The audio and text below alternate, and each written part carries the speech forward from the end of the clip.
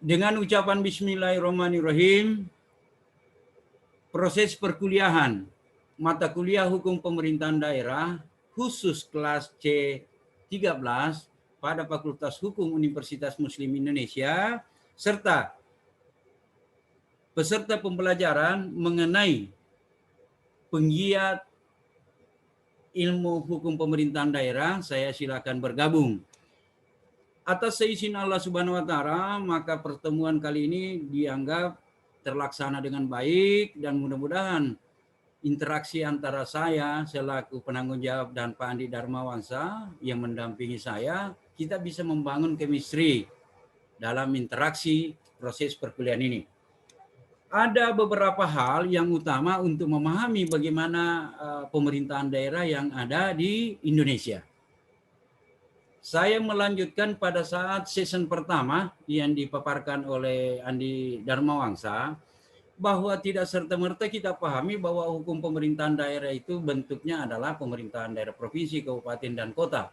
Yang menjadi persoalan Ananda sebagai calon sarjana hukum harus memahami bagaimana perdebatan yang muncul dalam membangun hukum dasar negara untuk mendirikan plafon bagaimana pemerintahan di Indonesia yang diberlakukan. Jadi pemerintahan daerah itu punya dinamika atau punya sejarah dalam aspek ketatanegaraan sehingga dalam pendirian negara, elit politik dan the founding fathers kita merumuskan bahwa Indonesia dalam hal pelaksanaan pemerintahan harus mengimplementasikan konsep otonomi daerah. Konsep otonomi daerah dipahami secara tekstual bahwa itu otonomi daerah. Apakah pelaksanaan otonomi daerah itu menjadi hanya sebagai ikon atau dalam implementasinya bisa terlaksana sebagaimana cita dan ide bernegara, negara kesatuan Republik Indonesia. Yang pertama, Ananda harus pahami, setelah ini Ananda masuk ke ruang bagaimana penafsiran konstitusi atau hukum dasar kita dalam hal melihat konsekuensi pelaksanaan pemerintahan daerah di negara kesatuan Republik Indonesia. Karena ini pernah saya teliti waktu saya masih studi lanjut mengenai transitional of power dalam pelaksanaan pemerintahan yang ada di Indonesia. Yang pertama adalah, pasti kita bertanya, waktu pendirian negara dalam membentuk hukum dasar negara atau dalam hal menyusun suatu undang-undang dasar sebagai naungan negara kesatuan Republik Indonesia, prosesnya bagaimana, Pak? Ini yang perlu dijawab oleh Ananda sebagai calon sarjana hukum. Perdebatan penyusunan hukum dasar negara itu diawali karena kita ini adalah dari daerah-daerah kecil atau dari kerajaan-kerajaan kecil bersepakat, bermusyawarah untuk membangun suatu negara yang disebut sebagai Negara Kesatuan Republik Indonesia.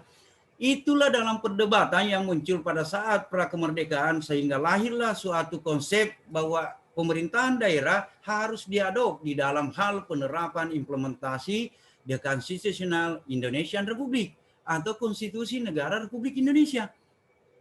Satu contoh, di dalam hal perdebatan atau penyusunan hukum dasar negara Indonesia, para elit politik yang ada atau yang selalu kita kenal the founding fathers menyatakan dan mengamanatkan bahwa Indonesia harus berdiri dan ditopang oleh pilar negara hukum.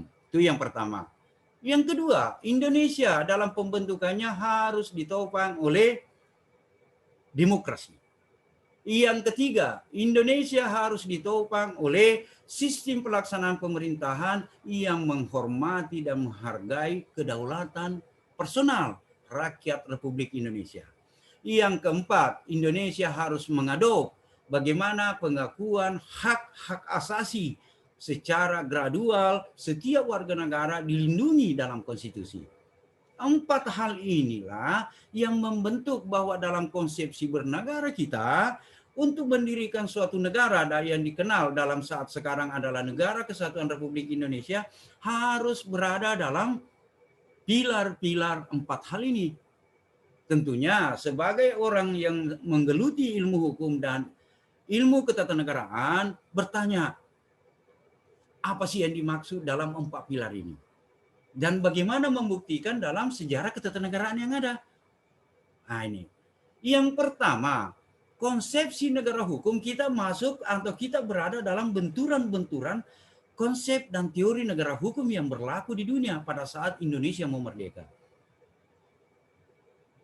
Penjelasan selanjutnya, konsep yang mana itu, Pak? Yang pertama, konsep negara hukum ada yang disebut sebagai Rechtsstaat. Rechtsstaat dalam konteks implementasinya, konsep dan teori hukum yang berlaku di negara-negara Eropa kontinen. Eropa kontinen ini dalam hal ini melahirkan sistem hukum yang berbeda dengan yang lain. Apa itu sistem hukumnya, Pak? Sistem hukumnya adalah the civil law. Civil law. Inilah yang dibawa oleh negara-negara Eropa kontinen dalam hal memperluas aneksasinya di negara-negara sebagai negara jajahan, serta merta juga menerapkan sistem hukum. Indonesia kena imbas. Indonesia pernah dijajah oleh negara-negara Eropa kontinen. Belanda, Portugal, ya kan? Dengan serta merta penjajahan ini mengadopsi pemberlakuan sistem hukum the civil law. Sementara di sisi lain ada yang disebut sebagai konsep dan teori negara hukum the rule of law. Bagaimana the rule of law? The rule of law dalam konteks ini negara yang mengimplementasikan yaitu yang berada di kawasan Anglo-Saxon. Ya kan? Anglo-Saxon dalam hal ini melahirkan sistem hukum yang disebut sebagai the common law. Beda antara civil law dan common law. Ini dalam implementasinya di tengah-tengah masyarakat yang paling dekat untuk membuktikan bahwa kebenaran penerapan ini ada dalam sistem persidangan. Contohnya yang paling dekat di benak pemikiran kita, kalau civil law, sistem persidangan atau sistem peradilan yang ada dikenal sebagai majelis. Peradilan yang sifatnya majelis. Sementara ada rule of law dalam konsep the common law ada sistem juris. Kosakata majelis dan sistem juris itu punya makna dalam yang ditafsirkan dalam implementasinya, ya kan? Dan majelis mengedepankan yang disebut sebagai law in books. Penerapan hukum yang mengedepankan bagaimana aturan yang berlaku positif. Sementara the common law melahirkan sistem hukum juris dalam hal ini, maka dia mengedepankan fakta dan bukti hukum yang ada. Jadi kalau umpamanya Anda atau Ananda berada dalam negara Anglo-Saxon yang menerapkan sistem hukum Rechtsstaat, kalau Ananda melakukan suatu tindakan yang mengarah kepada pelanggaran hukum, kalau di negara Eropa kontinental yang Ananda dipertanyakan langsung pasal berapa Ananda langgar. Beda dengan negara-negara yang menganut sistem hukum common law, sistem juris, Anda diperiksa dulu aspek kausalitas yang diakumulasi sehingga dikatakan Ananda melanggar. Ada aspek lingkungan, ada aspek keluarga, ada aspek kejiwaan. Sehingga akumulasi daripada unsur ini membuatlah kesimpulan hakim Anda masuk kategori melanggar hukum. Baru dimajukan setelah Anda dikategorikan bahwa Anda bersalah melanggar hukum, baru hakim membuka pasalnya. Oh, Anda melanggar pasal sekian.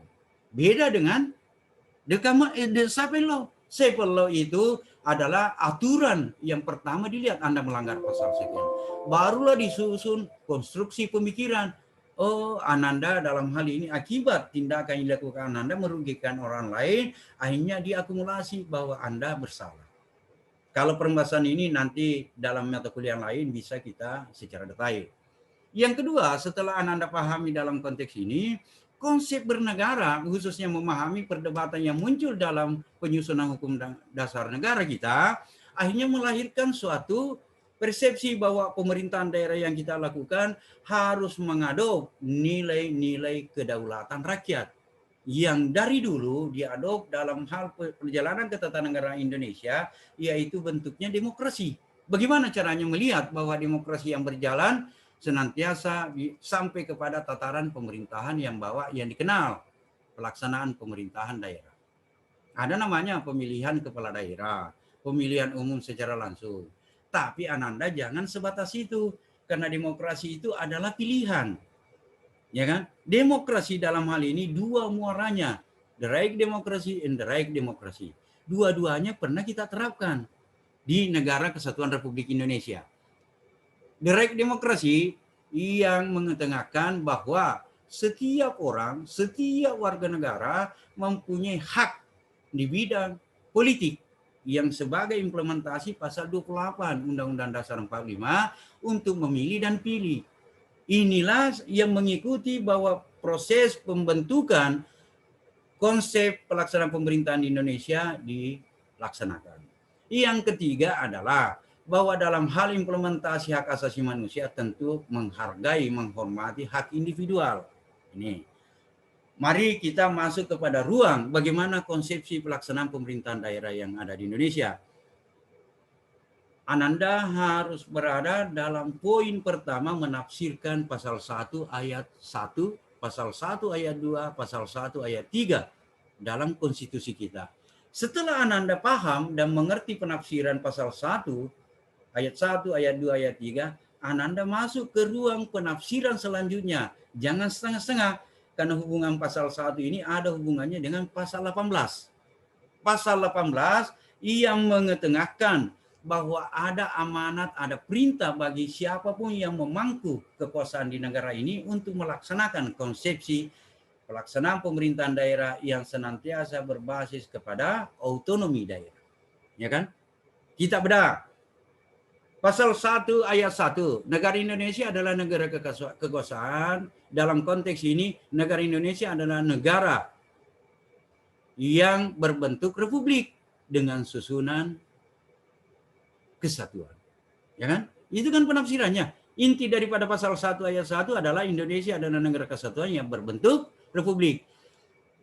Biasnya dalam pelaksanaan pemerintah juga menganut itu.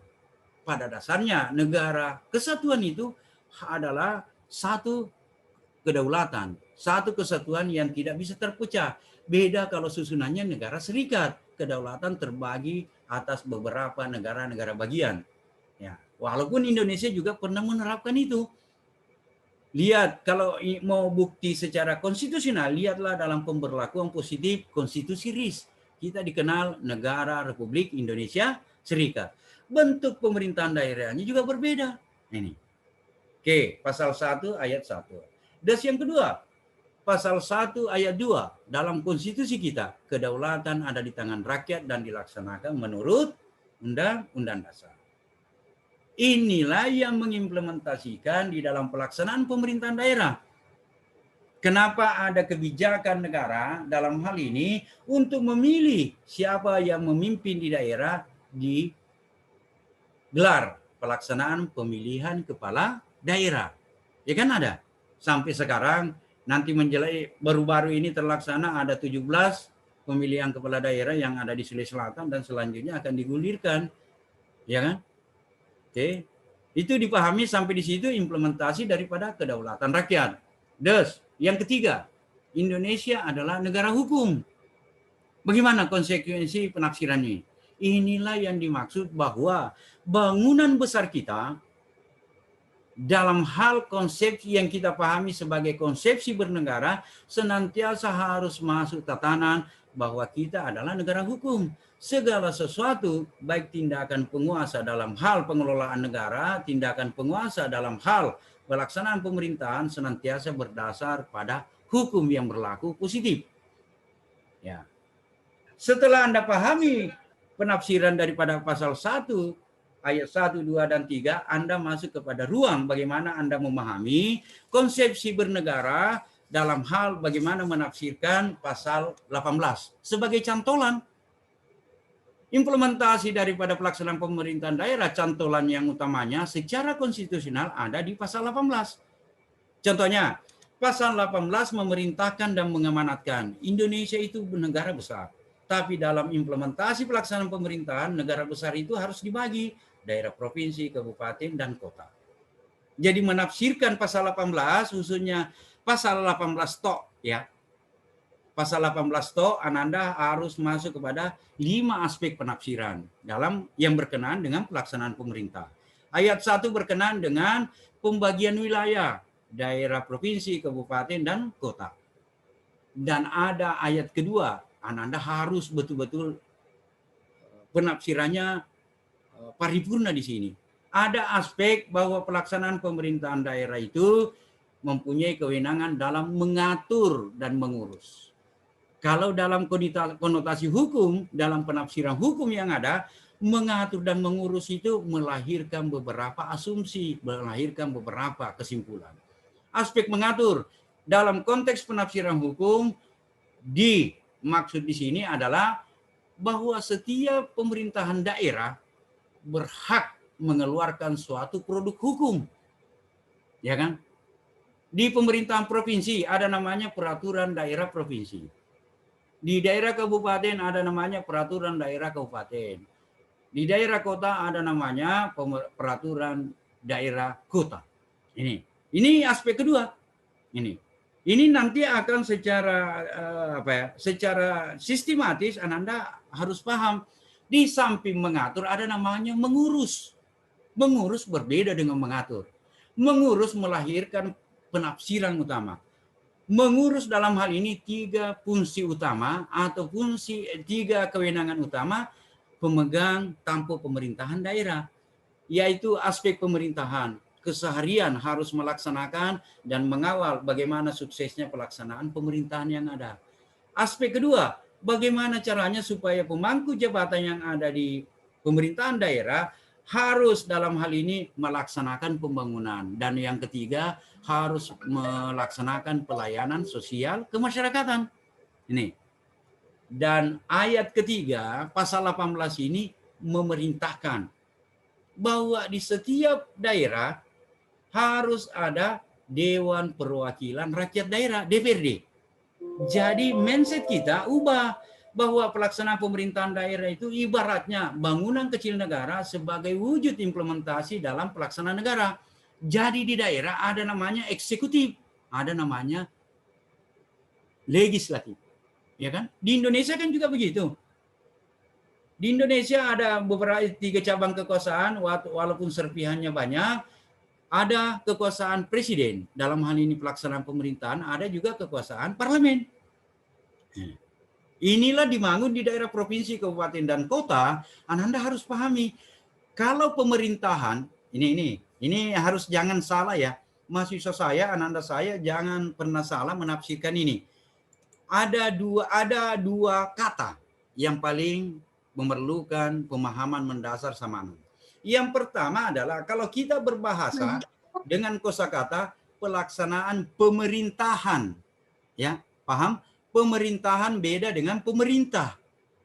Pemerintahan daerah include dalamnya adalah kepala daerah bersama perangkat daerah. Di sisi kanan ada implementasi kekuasaan dan kewenangan lembaga legislatif daerah, yaitu DPRD. Jadi itu kalau ada akhiran an itu pemerintahan daerah. Pahami secara bersama, pemerintahan daerah itu berbicara secara menyeluruh. Tapi kalau ada kata pemerintah tampaan, ini pemerintah tampaan dalam hal ini pemerintah daerah. Jadi kalau itu penafsirannya, maka melahirkan pemikiran bahwa pemerintah daerah itu hanya kepala daerah bersama dengan perangkat daerahnya. Tidak berbicara bagaimana kekuasaan dan kewenangan DPRD. Ini poin ketiga. Poin keempat pasal 18 ayat 4 pasal 18 itu mengamanatkan setiap pemimpin daerah harus dipilih secara demokratis. Ini tadi saya jelasin lebih awal, demokratis itu 2 muaranya, demokrasi langsung dan demokrasi tidak langsung. Ayat 5 menafsirkan ini supaya Ananda membangun pemikiran lebih awal itu untuk memahami dalam perdebatan selanjutnya. Ayat 5 memerintahkan dan mengamanatkan bahwa penguasa negara atau pelaksana pemerintahan di negara Republik ini Indonesia dalam pelaksanaan pemerintah harus menganut asas otonomi luas. Ya, yang keenam yaitu bahwa dalam pelaksanaan pemerintahan daerah dalam hal ini untuk kelancaran dan kesuksesan pelaksanaan pemerintahnya berhak membentuk dan menerbitkan produk hukum daerah. Produk hukum daerah ada macam-macam, nanti dalam season tersendiri kita bahas. Oke, itu merupakan awal kajian kita supaya Ananda tidak tanggung-tanggung dalam hal menafsirkan ini, tidak setengah-setengah, harus sistematis dari awal. Oh, cantolan pelaksanaan pemerintahan daerah ada di bagian ini. Pelaksanaan pemerintahan daerah, konstitusi yang membangun dalam hal penafsiran yang ada diturunkan kepada peraturan pelaksananya. Begitu juga di pasal 18A. Pasal 18A hanya melahirkan satu penafsiran, yaitu bagaimana membangun hubungan pusat dan daerah. Di pasal 18B, ini yang perlu Ananda. Di Indonesia, pelaksanaan pemerintahan daerah dihargai dan dihormati kearifan lokal yang ada, yang disebut sebagai daerah yang berkelakuan khusus dan daerah yang berkelakuan istimewa. Itulah dalam pelaksanaan pemerintahan kita ada namanya daerah otonomi khusus dan daerah istimewa. Beda perlakuan dengan daerah otonom yang murni, dalam hal ini dibentuk berdasarkan dengan peraturan pelaksanaan undang-undang pemerintahan daerah. Ini hal-hal yang perlu Ananda cermati sebelum masuk kepada ruang bagaimana mengkaji lebih jauh mengenai pemerintahan daerah. Oke, ini tersisa waktu kita ada sekitar 8 menit. Saya harapkan Pak Andi Darmawangsa, karena ini merupakan konsekuensi tanggung jawab dan mana kita, silakan melanjutkan nanti dalam ID personal meeting. Kalau ada umpamanya mau dipertanyakan lebih jauh Ananda, saya close dulu ini, baru masuk kepada sarana aplikasi yang disarankan oleh Pak Andi Darmawangsa, ya kan? Karena Pak Andi ini adalah mitra saya, partner saya dalam mengawal bagaimana Ananda memahami hukum pemerintahan daerah khusus untuk semester ini. Saya tidak mau ada nanti setelah selesai semester Ananda ditanya bagaimana konsepsi pelaksanaan pemerintahan daerah, Ananda tidak bisa menjawab dengan bagus. Itu merupakan salah satu kekurangan saya kalau Ananda tidak bisa membangun. Kekurangannya Pak Andi Darmawangsa juga. Nah ini, ya kan? Supaya Ananda, jadi nanti Pak Andi Darmawangsa dilanjutkan, dibuka room tersendiri. Terus ini kan hasil waktunya sampai ada 16.30, ya kan? Masih panjang. Andi Darmawangsa bisa melanjutkan karena kebetulan amanah yang lain harus saya tunaikan juga, ya. Oke, ada yang mau dipertanyakan sebelum saya close? Ya, kalau tidak ada Pak Andi nanti yang lanjutin ya. Supaya hal ini bisa berkelanjutan, berkesinambungan, Ananda memahami bahwa sebenarnya konsepsi dalam pelaksanaan pemerintahan daerah bisa berjalan dengan bagus. Khusus untuk Ibu Keti, ini pasukan hitam-hitam Ibu Keti, Ibu Safira. Dengar suara Ibu Keti? Halo, Ibu Keti, Ibu Safira, dengar? Iya, Pak. Aduh, sudah makan siang atau belum? Jadi Ananda, nanti Pak Andi yang arahkan selanjutnya. Ananda, Keti, tolong diingatin sama teman-temannya. Karena insya Allah sebelum pelaksanaan perkuliahan, saya dengan Pak Andi sudah bersepakat melansing atau mengupload materi yang ada, Ananda mengkaji di situ. Supaya pelaksanaan perkuliahan ini bisa berjalan, rekaman ini akan saya lempar.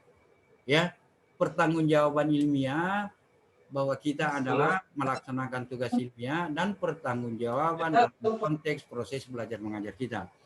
Publik bisa menilai apakah pelaksanaan perkuliahan ini berjalan dengan bagus atau tidak. Inilah gunanya. Terus yang kedua, hal yang kedua bisa didapatkan adalah biar Ananda santai bisa mendapatkan materi dengan mendengar rekaman yang ada. Senantiasa diulang, akhirnya bisa dimengerti. Oh, maksud penjelasannya yang ini. Ya, supaya dimengerti.